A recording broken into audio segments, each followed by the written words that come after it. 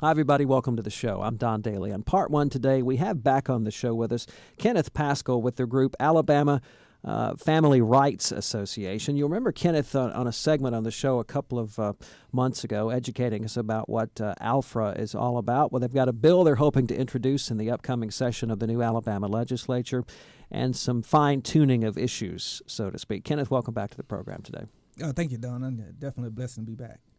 Kenneth, it's sort of fortuitous that we have you on around this time. We've been marking the 55th anniversary of the Montgomery bus boycott and Rosa Parks' historic stand on the bus there. And a lot of what she stood for is what ALFRA's all about, wouldn't you say? That is correct there. Rosa Parks, she pretty much would say, hey, I want my rights. I'm a U.S. citizen, and my rights should not be violated. And she took a stance. And that's the same thing as the Alabama Family Rights Association. Our goal is to take the same stance that we are parents that love our children, and we have rights, and we're just taking a stance, and we'd like to address that, and hopefully we can continue on make Alabama a better place to live.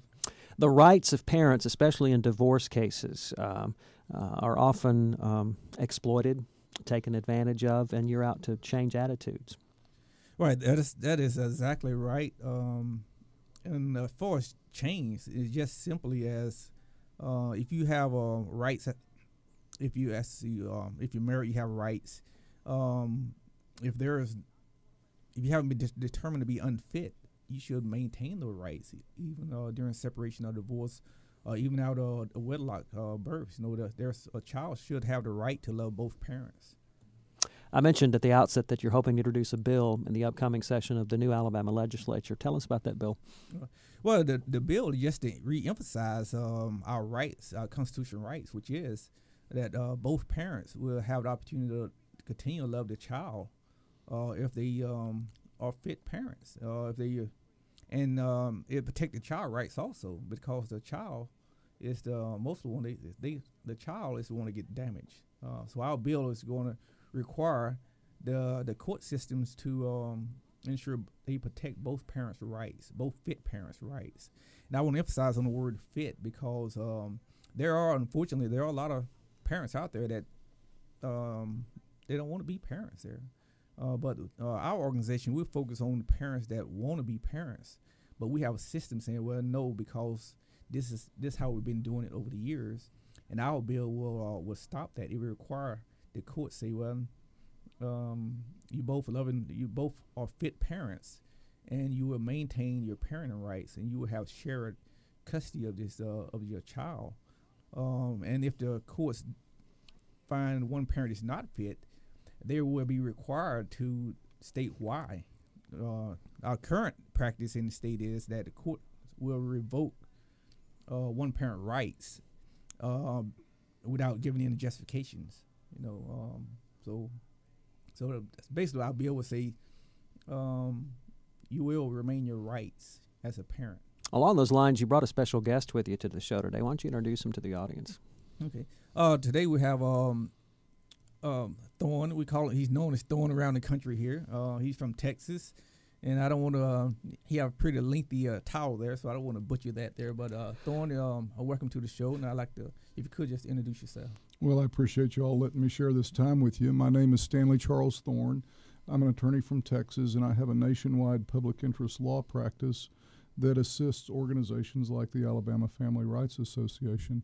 I am an attorney of 25 years plus, and my mission in life is to help use the U.S. Constitution as a shield to protect fit parents and their children from unwarranted government interference. Is there a lot of abuse going on, Mr. Thorne? Well, there's systemic pervasive abuse, but it is something that is based on a lot of misconceptions. And one of the reasons that I'm in Alabama is a case from the early 1900s, and the Alabama Supreme Court said that a child of divorce is deemed a ward of the state. Wow. That's an attitude that you see in courts nationwide, so it's not an uncommon attitude. but it's the only state in the nation of which I'm aware that has actually articulated that as a Supreme Court case. Does that hurt us, do you think? Well, it sets the stage for the court to elbow each parent out of the way and become the super parent that micromanages the lives of both fit parents. And Kenneth was right on the mark. When we focus on the rights of fit parents, we're not talking about those parents who do abuse, neglect, or place their child in imminent peril.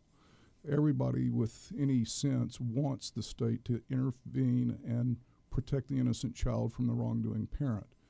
But there is an enormous system that treats fit parents as though they're unfit, and that's where this pervasive discrimination comes into play.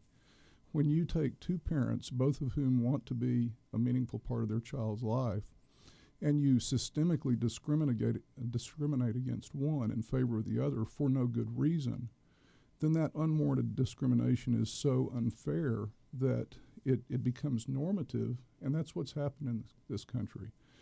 Most courts have some sort of standard rule, and it's typical in all the states.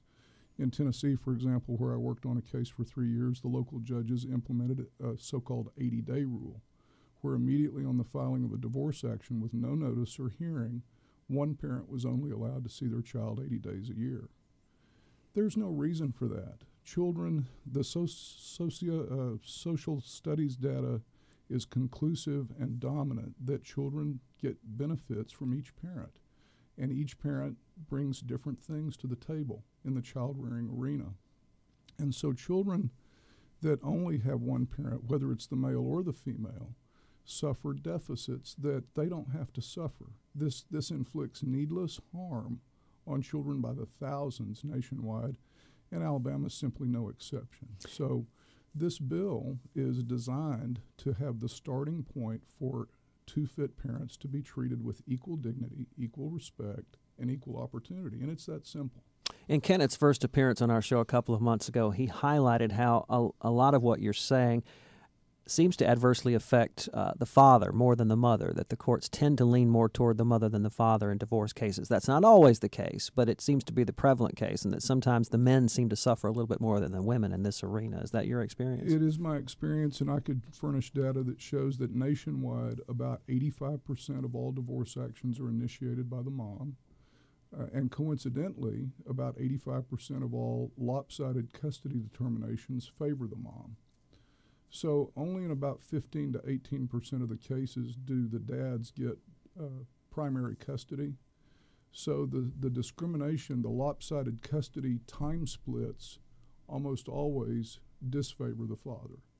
Now that's not always the case, but what frequently happens is that the so-called best interest of the child that the court takes control of ought to be first and foremost for the parents to decide.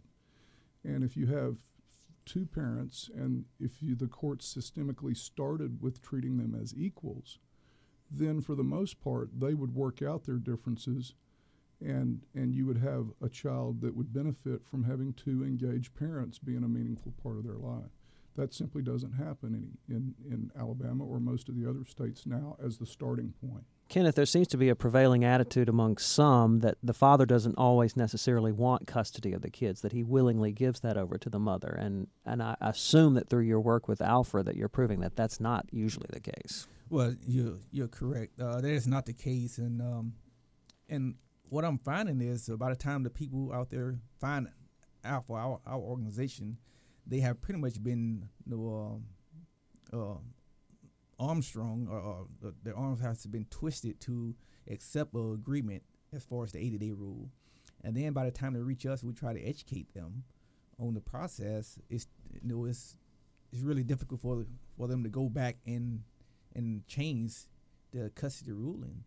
But for the most part, from the research and from the people I talk to daily, is the fathers is really, you don't have a say-so. You go into the courtroom. Alabama has adopted the 80-day rule also, and the impact of that is, as you said, even out of schools. I'm on the Birmingham Education Task Force, and then we're seeing major impacts in the school. Alabama has 43% dropout rate, and of that, 71% is from fatherless homes, We have 85% of youth that's sitting in our jails is from fatherless homes, and then 71% of teen pregnancies is from fatherless homes. So my question is the education part. If the courts is aware of this damage, why are they still forcing one parent out of the child's life? Why do you think that is? Well, there's unknown to most people is there's a huge amount of federal money that flows to the states under the guise of subsidies, and that federal subsidy money is paid only on the most lopsided time split. The more equal the time split between the two parents, the less subsidy money is paid. So you have this perverse federal incentive that actually allows the state to make money on the most lopsided split. And coincidentally, that comes at around the 80-day mark. So there is a federal government policy that gives the state a financial incentive to discriminate against parents. You know, what really is, you mentioned Rosa Parks earlier in the show. I'm reminded that above the main entry to the U.S. Supreme Court building is the inscription up on the portico above the columns, "Equal justice under law." That is a noble and honorable and desirable policy, preeminent policy for our laws to be based upon. That's all Rosa Parks was looking for: equal justice under law, equal dignity, equal opportunity, equal respect. That's all these parents are looking for. They just want the equal opportunity to parent, and they don't want the state elbowing them out of the way for no good reason. This bill in Alabama is not unlike bills that are being presented to legislatures all over the country, and the time is long past for this sort of modification of the state policies. It's time for children in Alabama and elsewhere to have the benefit of both their parents and not have, there's the federal government has a fatherhood initiative. Under fatherhood.gov, you can find all of these statistics and these deficits that children suffer for lack of a father. The single greatest cause of fatherlessness in America is not fathers who do not care. There are those, and they're a small percentage. But the single greatest cause of fatherlessness in America is court-ordered fatherlessness. And this bill will help bring that to an end. It's hard in divorce cases to weed out things like emotion and conflict between couples. Do those issues sometimes muddy the bigger picture and often lead to this problem we're discussing, Kenneth? Yeah. Well, divorce, yes, you're going to have that. But you expect our leaders, the people that's put in the positions to protect our constitutional rights. The courts, they are sworn to uphold and protect everyone's rights, constitutional rights that enter the courtroom. And it's their responsibility to, wade through all of that and get to the core issues. Right. You have to. If you focus on individual personalities and emotions, yes, you will, as history has shown, you will rule for what word I'm looking for here,